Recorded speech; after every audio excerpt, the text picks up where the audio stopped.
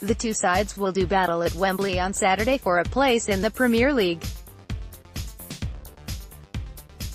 Villa beat Middlesbrough 1-0 over 2 legs in the semi-final, while Fulham were 2-1 winners against Derby County.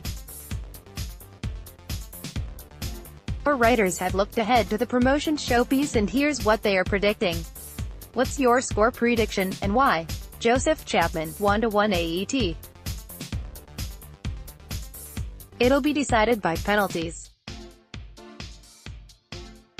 Can someone hand me a pair of tweezers for these splinters? Matt Kendrick, it's going to be tense, very tense. Fasten your seatbelts, strap yourselves in and all that nonsense, it's going to be so tense. 1-1 after normal time, 1-1 after normal time, and then a penalty shootout. Villa to eventually edge it on penalties before a claret and blue party breaks loose. I did warn you it was going to be tense. Shane Ireland, I think Villa will win by a single goal, 2-1, and probably after extra time. The nerves and the occasion almost dictate that the game will be cagey, and I can see Villa's experience showing in the end. Alex Dickin, I'm going to plump for 1-1.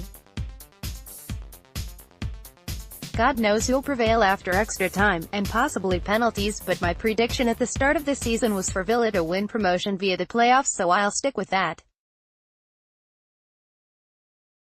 Steve Wollaston, I can see it being a very tight game rather than a free-flowing game of goals that you might expect from the two sides and the attacking players within their teams. I think it's going to be 1-1 in normal time with subsequent extra time and penalties. God knows who wins if that is the case. Brian Dick, Villa will win 2-1. Fulham are a lovely footballing side and they'll revel in the big playing surface, but Villa are masterful without the ball, and their experienced players will ensure they don't get pulled out of shape. Going forward, they have the high-quality players to hurt Fulham. Which Villa player do you think will trouble Fulham most? Joseph Chapman, Robert Snodgrass. Mile Jedinak and Alan Hutton were both immense and rightly recognized over 2 legs against Middlesbrough, but in an attacking sense I think Snodgrass' endeavour and dead ball delivery could be key to hurting Fulham. Matt Kendrick, there's several players who could prove pivotal, and it's hard to pick an individual out as Villa pride themselves on their team ethic. But go on then, I'll say Robert Snodgrass. Snoddy has been the championship's creator supreme this season in terms of assists, claiming 14 of them, joint top with Barry Douglas of Wolves.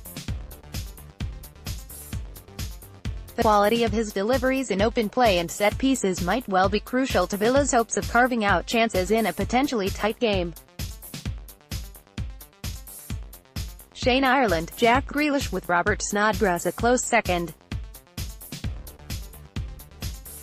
I've been so impressed with Grealish whenever I've seen him play, and he's more than a handful for any defense in the division. Snodgrass has made a big impact this season too. Alex Dickin, Jack Grealish. On ability alone, no player on the park will be able to match Grealish, not even Ryan Sessegnon. He's the one Villa player capable of beating opposition defenders in their 2s and 3s and holds the keys to unlocking Fulham. Steve Wollaston, Jack Grealish will cause the most amount of problems for Fulham. Regardless of what stage of the game the two teams are at, he will pick the ball up and run at defenders. On a pitch the size of Wembley and with tired legs, that could have a real impact on the later stages of the game. The script seems to be written for Grealish one way or another with this game. If Villa lose, it's hard to see him staying. If they win, it's easy to see him being the hero. Brian Dick, if Fulham risk men going forward, they will be vulnerable to quick counter-attacks. There will be space down their left, the Villa right, for Robert Snodgrass to exploit. It wouldn't surprise me at all if he finishes the game with a couple of assists.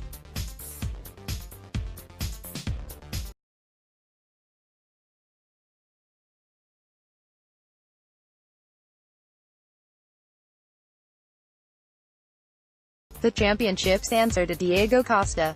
He's a bully to centre-halves, but has plenty of quality too.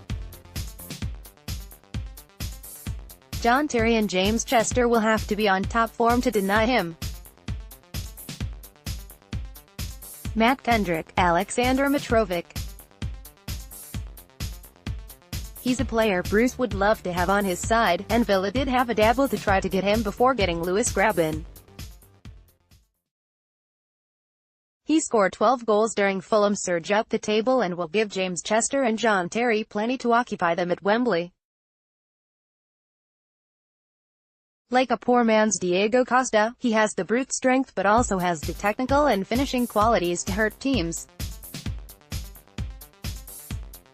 Shane Ireland, Tom Kearney. He's a really composed head in the heart of midfield and Villa need to keep close tabs on him.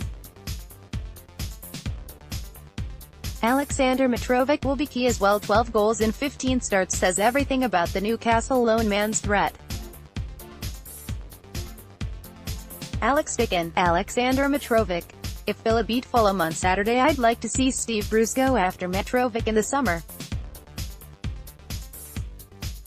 I see great similarities with Diego Costa, and John Terry and James Chester will have their work cut out. Mitrovic has scored 12 goals in 17 starts since joining Fulham and provides the focal point for Sessegnon, Stefan Johansson and the incredibly talented Tom Kearney to work off. Steve Wollaston, Kevin McDonald. A sometimes understated figure but a very important one. He is a calm head in the middle of the park and he gets things ticking. He doesn't score many goals and he doesn't get many assists. He does, however, offer that efficient quality presence in the middle of the park. An important cog in the Fulham style of play. Brian Dick. All the chat is about Ryan Sessegnon and Alexander Mitrovic, but Tom Kearney is the one who arrives late in the box and is difficult to track. He's also got lovely touch on his passing. How to get to Aston Villa v Fulham playoff final at Wembley by coach Ryan Sessegnon has lit up the Championship this season. How do Villa stop him? Joseph Chapman. They wouldn't go too far wrong by adopting a similar approach to that which they took up to stop Adama Traoré over two legs. Ahmed El Mohammadi or James Bree will have their work cut out, and in a defensive sense Snodgrass will have to be particularly disciplined in covering his fullback too. Matt Kendrick. He's just turned 18, so get him loads of Jaeger bombs. Failing that, Bruce will need to hatch a plan for nullifying Sessegnon, like he did for stopping Middlesbrough's Adama Traoré in the semi-final. I don't think this will mean Alan Hutton swapping back to the right, but it will mean Villa's defensive midfielder doubling up with the chosen right back. Ahmed El Mohammadi could be fit enough to replace James Bree, to give Sessegnon extra attention. Shane Ireland, by cutting off his supply and doubling up when they can. There's the temptation to bring Alan Hutton back over to the right after his masterful foiling of Adama Traoré in the semi-final, but Steve Bruce is unlikely to want that disruption to his defense. Villa must get tight to Sessegnon and face him early. If they do, they will win. Alex Dickin. Villa have stopped Adama Traoré on their route to the final. That is a much more difficult task in my opinion. I would expect any plan to be specifically devised to stop Sessegnon. I do, however, think he's an extraordinary talent who will play at the very top level. Steve Wollaston. By not giving him the space to play. They proved with Adama Traoré that they can snuff out a threat and have a plan to combat a special type of player. They do need to make sure that they play Fulham as a team though and not focus too much on them, that they take their eye off the rest of the threat posed by them. Brian Dick, I'd be tempted to give Alan, the Terminator, Hutton to play on the right, but then that creates an issue on the left and I'm not sure about being reactive in your selection in that way. Personally, if James Bree has to play right back, Snodgrass and the right-sided, central midfielder simply have to help him out. The manager's fired up. Get about them, free travel. How should Villa approach the game in a tactical sense? Up and at them from the start or more measured? Joseph Chapman. Playoff finals are traditionally cagey affairs. It'd be wise not to go gung-ho early on as Fulham's ball players can be a constant danger on the counter. They need to double up on Sessegnon on the left when out of possession and cut off the supply to Mitrovic that tends to come from Tom Kearney and Kevin McDonald. Steve Bruce has been here and done it before on more than one occasion. His experience of game management on the big stage will be key. Matt Kendrick. Fulham's defense can be got at, and Villa have to make it as their mission to do just that. As mentioned above, Snodgrass will be influential to Villa in an attacking sense, and if Villa can get him on the ball down the right it should hopefully push Sessegnon back on Villa's left. The Cottagers like to pass the ball, so Villa need to make sure they treat it with care whenever they are in possession. Jack Grealish, who missed the defeat at Craven Cottage, will again be a very useful outlet to give Villa respite from periods of pressure and to move them up the pitch. Shane Ireland. I'd love to say Villa should go out from off all guns blazing, but I'm not sure that's the wisest idea on the vast Wembley expanse at the end of May. Sure, hit hard and be physical early on, but keep shape and be disciplined. Have the players to hurt Fulham on the break, but the same can also be said for the opposition. You get the sense that if Villa score first, Fulham could struggle to recover. Alex Dickin. I genuinely believe Villa are best served playing it cautiously. If they go toe-to-toe with Fulham they'll lose. If Villa sit back and focus on preventing Fulham from scoring, I genuinely believe Grealish, Alberto Doma or Robert Snodgrass can conjure up one piece of magic that could clinch it. Such is the strength in Villa's defense, I think they're capable of stopping Fulham from scoring. I don't think this Fulham defense, with chancers Tim Ream and Dennis Odoi in the middle, are capable of keeping Villa at bay. Steve Wollaston. Villa need to flood the midfield. For me, the game will be won and lost in the center of the park. If they can unsettle Fulham early on and get the game by the scruff of the neck, I think they will do it.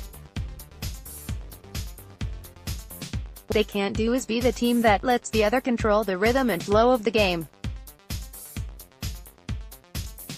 The way Villa get the wide players into the game will be the key. Utilizing the ability of Grealish to burst through the midfield is equally vital. Brian Dick. Let Fulham come onto them and hit them on the break.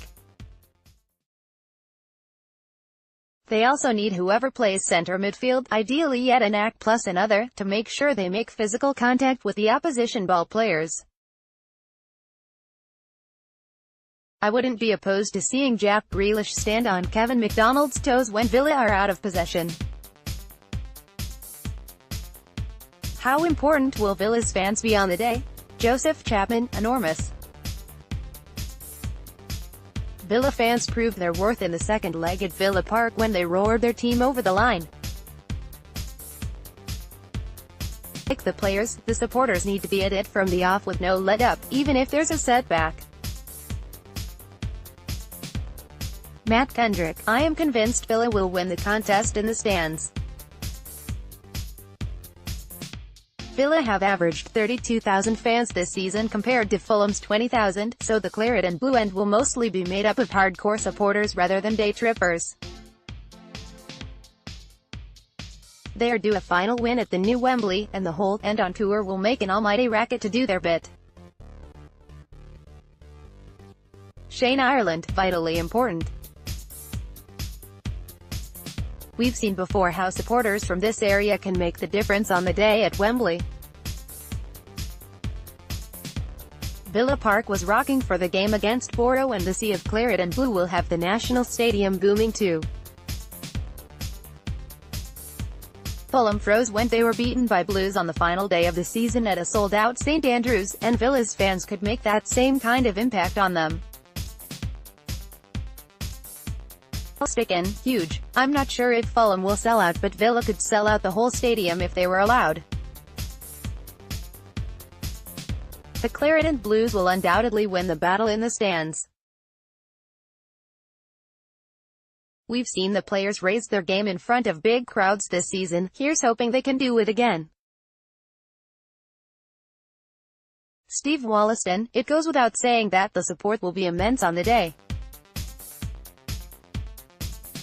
Villa have some of the best fans in football, and they proved that the last time the club were at Wembley.